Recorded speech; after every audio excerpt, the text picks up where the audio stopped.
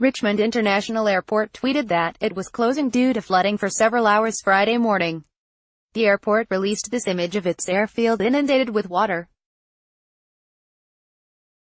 Courtesy Richmond International Airport, Richmond, Virginia. AP, officials say flooding and severe weather in Virginia closed the state capital's airport and trapped some motorists for several hours Friday morning. Richmond International Airport tweeted that it was closing due to flooding for several hours Friday morning. Parts of Interstate 64 also shut down near the airport.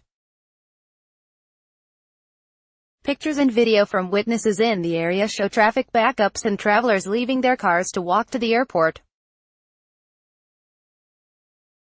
The airport tweeted that rainfall at one point during the morning was in more than 5 inches, 13 centimeters.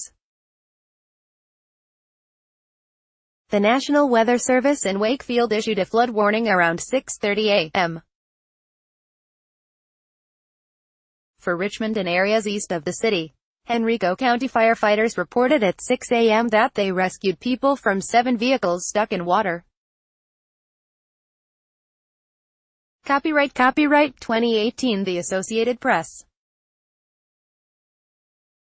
All rights reserved. This material may not be published, broadcast, written or redistributed.